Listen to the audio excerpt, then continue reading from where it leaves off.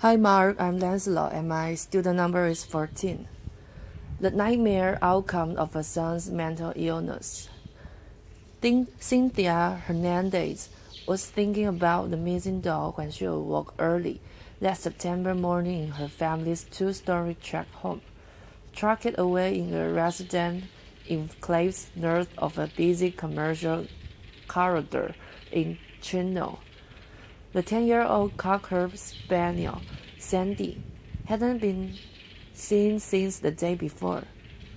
She went outside to call the dog again, without luck. She came back in, took a shower, and began ironing clothes for work. Her husband, Anthony, was in bed browsing the internet on his new tablet.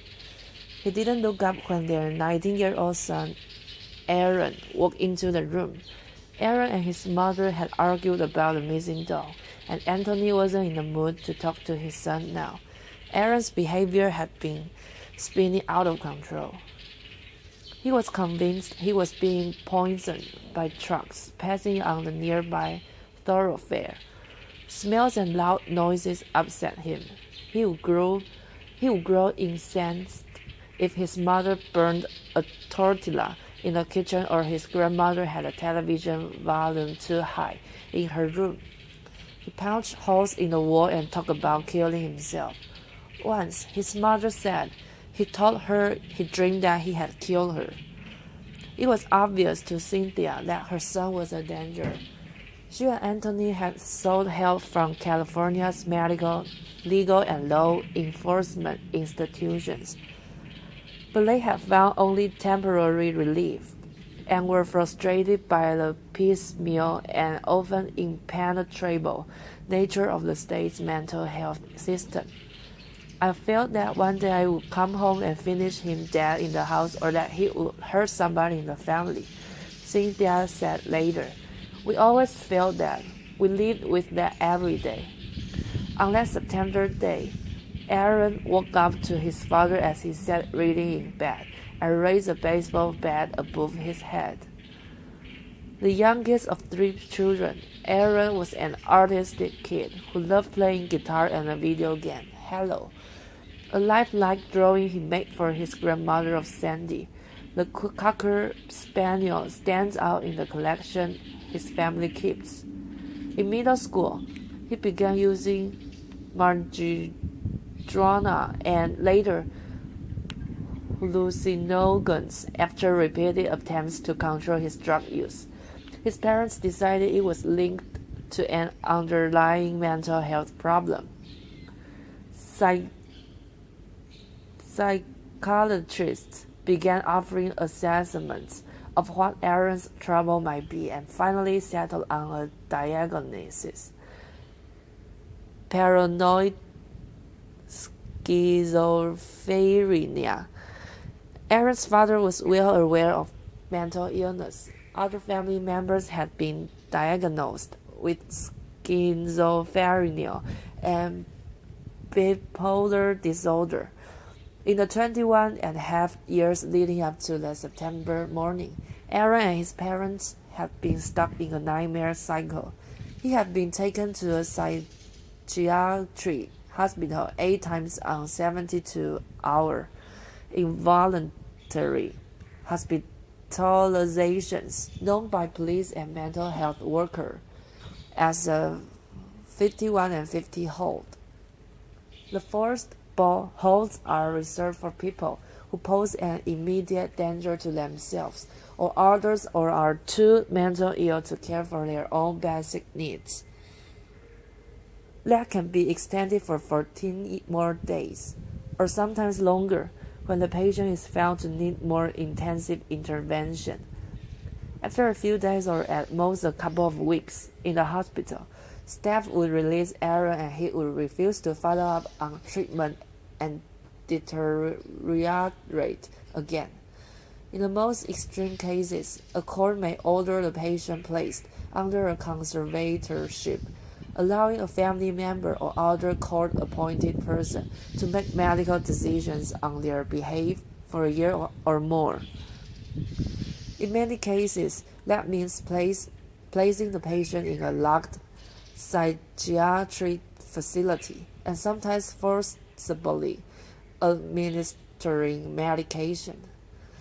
But how the state law is applied by each of California's 58 counties depends on the money and beds available and the philosophy of county officials, doctors, and judges. What has in a sense happened is that every county has sort of crafted the rules that meet their needs the best, says Sherry Krakenberg, Vice President of Behavioral Health for the California Hospital Association.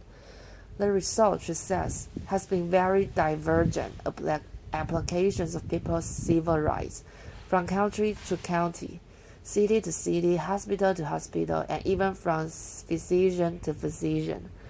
Some counties report high rates of 72-hour holds, but rarely hold patients longer.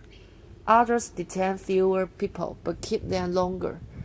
And some counties are far more likely than San Bernardino County, where the Hernandez family lives, to initiate the conservatorship process when the patient is referred to them. A few California counties, including Los Angeles and Orange, but not San Bernardino, have begun to implement Laura's Law, a measure that permits courts to order outpatient treatment of people with severe mental illness. The law's criteria are less strict than laws for conservatorship, and it does not require patients to submit to involuntary medication.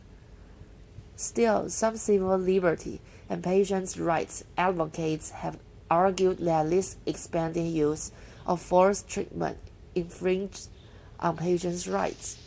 Belinda Bird, Director of Litigation for Disability Rights California, says the real breakdown in the system is that there aren't enough voluntary treatment services and too little effort made by healthcare providers and county officials to engage people like Aaron in the existing programs.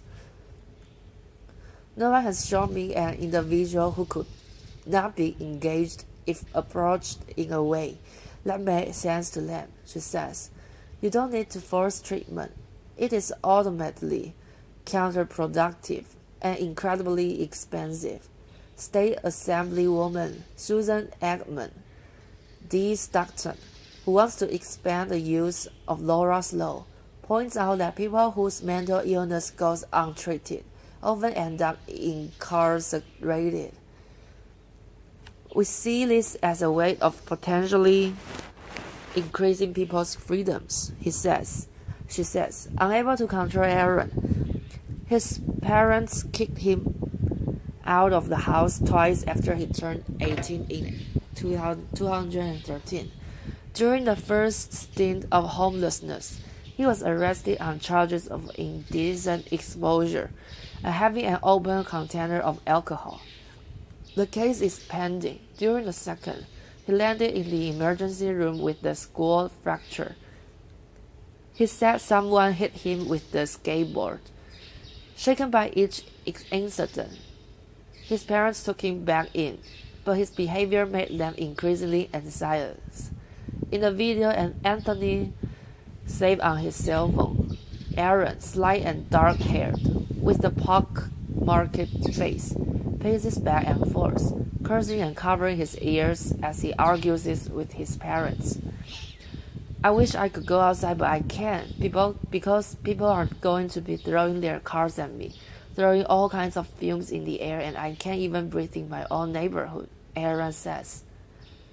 Anthony and Cynthia wrote up a document outlining their son's medical history and said they would bring it to Canyon Ridge, a private psychiatric hospital in Chino, each time Aaron was detained there. They wanted the doctors to make a referral to the county of San Bernardino, which would then decide whether to file a court petition seeking a mental health conservatorship for Aaron, but Canyon Ridge never made that referral, Anthony and Cynthia say. Representatives of the hospital did not respond to repeated requests for comment. Advocates and healthcare providers said there can be disincentives against doctors recommending conservatorships and counties pursuing them, including the strict requirements for a patient to qualify, the time it takes a doctor to argue the case in court, and the shortage of long-term beds of psychiatric patients. Even in cases in which the provider recommends a conservatorship, the county still has to make a decision to pursue the case.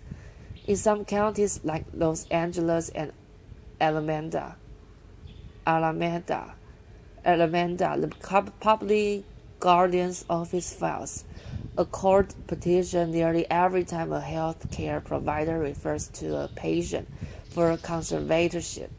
According to data provided in response to requests by the Times, LA, for instance, has filed petitions on 100% of the approximately 1,200 referrals it received each year. In San Bernardino County, the average was 34%. Karen Cervantes, a spokeswoman for the San Bernardino County Department of Behavioral Health, said investigators petition for a conservatorship only when there are no other alternatives available. It's not clear what the county would have decided if the private psychiatric hospital where Aaron was taken during his 51-50 commitments had referred him for evaluation. On the day before he raised the bat above his father's head, Cynthia said Aaron told her that a demon had appeared in a car's exhaust.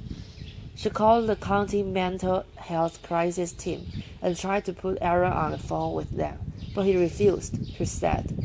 The crisis unit sent a police officer to the house. By the time he arrived, however, Aaron had calmed down. When the officer asked if he wanted to hurt himself or anyone else, he said no. Later that day, with his father at work and his mother out on an errand, Aaron let the family spaniel Sandy outside.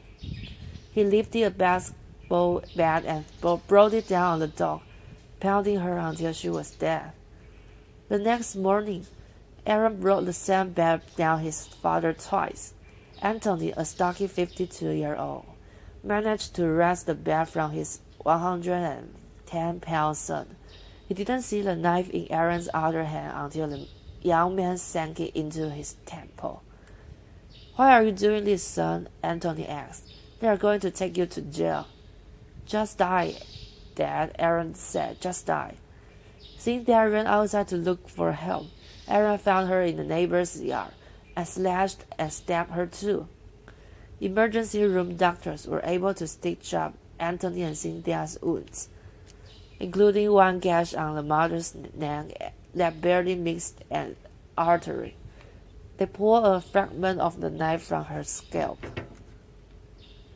Police officers chased down Aaron and subdued him with a taser. He has been jailed ever since on charges of attempted murder and animal cruelty, to which he pleaded not guilty. In late March, a San Bernardino County Superior Court judge decided that he was competent to stand trial. A trial date has not been set. From the beginning, Aaron called his parents from jail every day and sent rambling letters with drawings of heroes and monsters. Anthony goes 2 or 3